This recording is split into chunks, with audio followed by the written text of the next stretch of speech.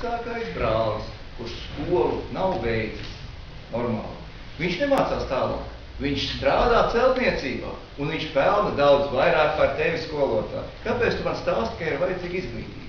Un lūk, tagad mēs esam nonākuši tādā vietā, par ko Arvils teica, ir uzņēmumi, kuriem ir vajadzīgi strādnieki, un tādā pat laikā ir bezdarbnieki. Un pat ne uzņēmumi. Rīgas pilsētā 58 vakantas vietas pirmsskolas audzinātājiem, bērndārza audzinātājiem. Daugavas pamatskolā ir vajadzīgs bērndārza audzinātājs. Tikai sludināts, tika meklēts, nav kas tas prasās augstākā izglītība, bet nav obligāti vajadzīgs tomēr tur. Nē, runa par to, kādi nosacījumi izvirzīti iepriekšējā periodā, tas cits, jo pietiekami daudz cilvēku beidza šīs pedagogu specialitātes un aizgāja prom, nestrādāja tālāk, neturpināja darbu skolā. Pedagogu sagatavošana bija laba. Prasības tā, protams, otra vieta. Bet viņi ir beiguši, šie cilvēki ir, tikai viņi kaut kur ir paslēpušies. Un otra lieta, kas pašlaik lielu postu nodara arī uzņēmīgiem cilvēkiem, iespējams, kas varētu kļūt uzņēmīgi, tā ir simtlatnieku programma.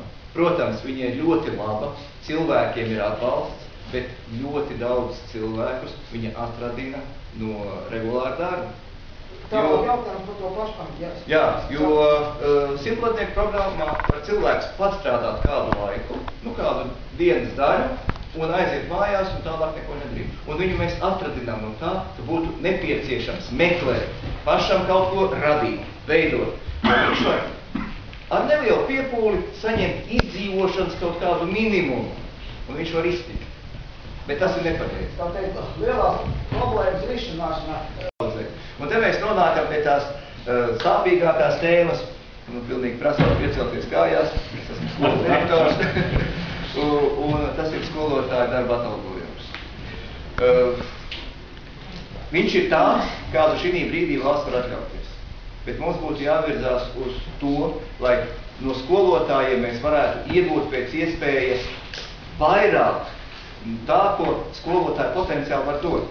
Šī brīdī ir uzskaitīt precīzie lielumi. Skolotājiem samaksā par stundām, ko viņš ir kontaktā ar bērniem. Viņam drusku samaksā par to, ka viņš labo burtnīcas.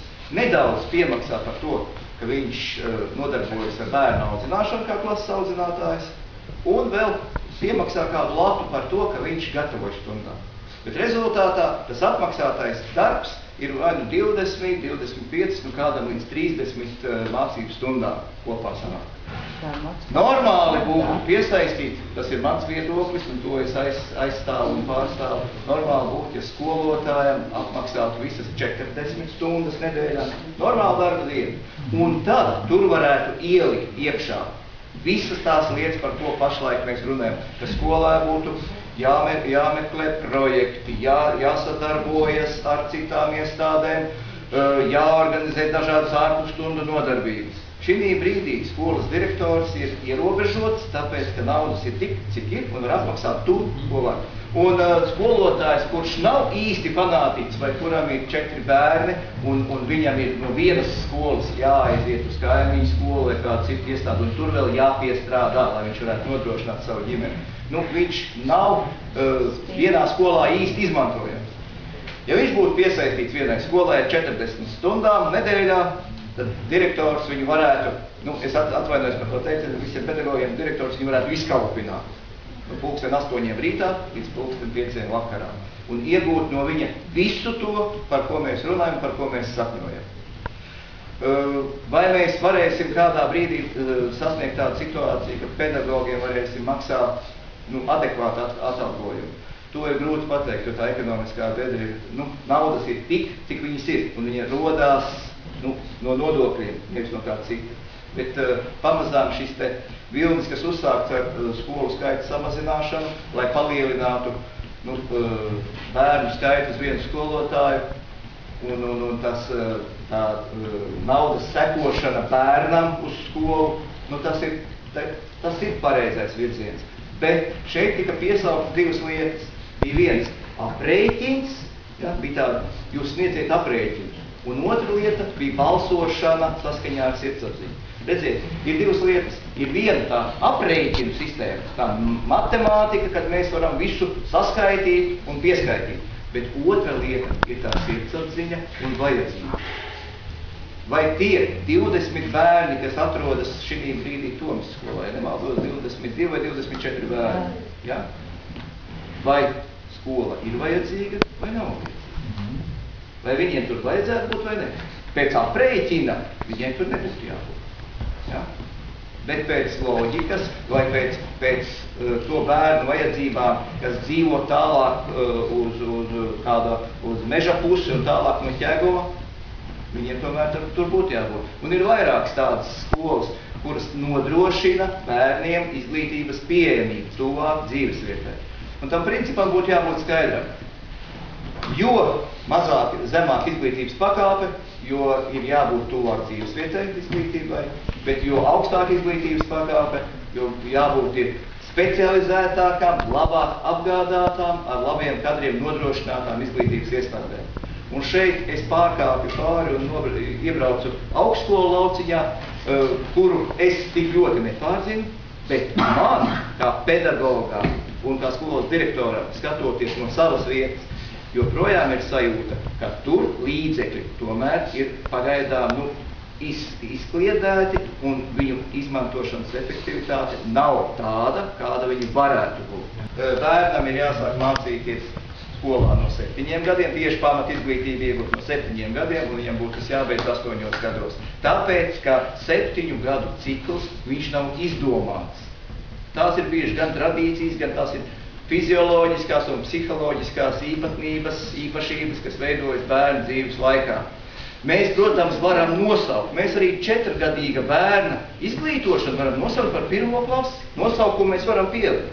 Bet ko mēs daram ar to bērnu, kādā veidā mēs to daram, tur ir tas jautājums.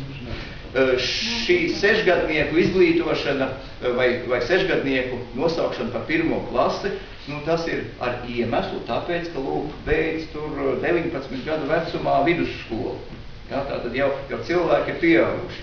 Tātad problēma ir, ka grib pabīdīt, lai vidusskolu beigtu 18 gados.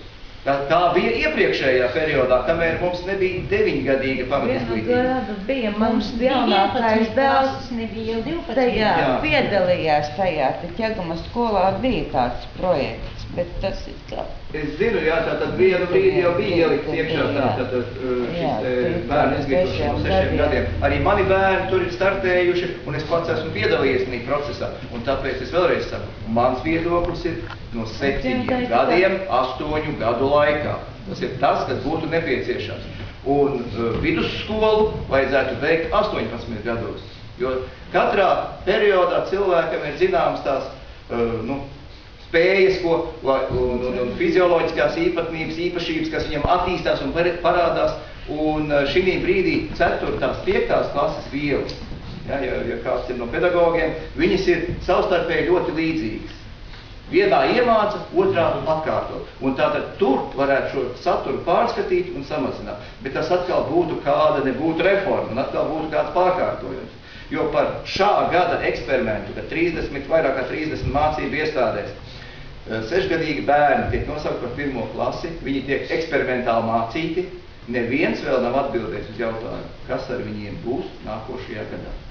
Vai viņi būs 2. klases bērni, un viņi ies kopā ar tiem bērniem, kas uz 2. klasi iet un mācās, vai viņiem būs kāda īpaša klase, kas notiks ar viņiem, ja viņi vecāki mainīs dzīvesvietu. Un nonāks tādā skolā, kur tā kā nav bijuši.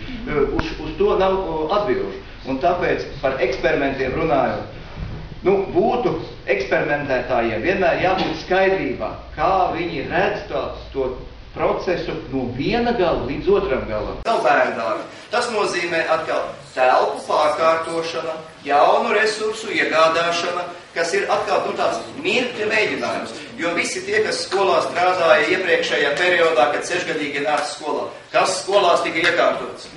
Gultas, guļamistabas, kas tika sapirktas, saskrūvētas, saliktas, atkal telpas aizņemtas, un pēc kāda laika izrādījās, ka viņās tā īsti neviens neguļ. Ja? Un ka viņas atkal ir jājauc ārā. tas ir process, tāds nebeidzams process, kad atkal kaut ko mainām, tāpēc, lai būtu darbošanās. Patiesībā es personīgi uzskatu, tas ir tāds darbošanās prieks. Un kaut arī liela daļa speciālistu pret to tā kā iebilst, tā ideja ir dzīva un viņa turpina virzīties uz priekšu. Un es esmu saskāries ar šo parādību. Ja tas akmens ir sācis ripot, tad viens cilvēks var nostāties viņam pretī, un tas akmens neapstāsies. Var lielāks pulks nostāties, un vienalga viņš ripo uz priekšu. Tur ir jābūt nopietnai darbībai jau pirmsākumā. Un tas ir viens no iemesliem, kāpēc es kandidēju uz Saeimu. Jo es esmu pārbaudījis, ja gribam kaut ko ietekmēt vai mainīt, tad ir jābūt pēc iespējas tuvāk tai vietai, no kurienes viss sākas. Un ja mēs esam tālāk, tad mūsu ietekme, tad ir jāsavāc, kā Ingmārs teica, ļoti lielām pulkām, 400,000, 600,000, un tad ietekmēs. Bet tādu pulku savākt, laikam, nav tik vienkārši.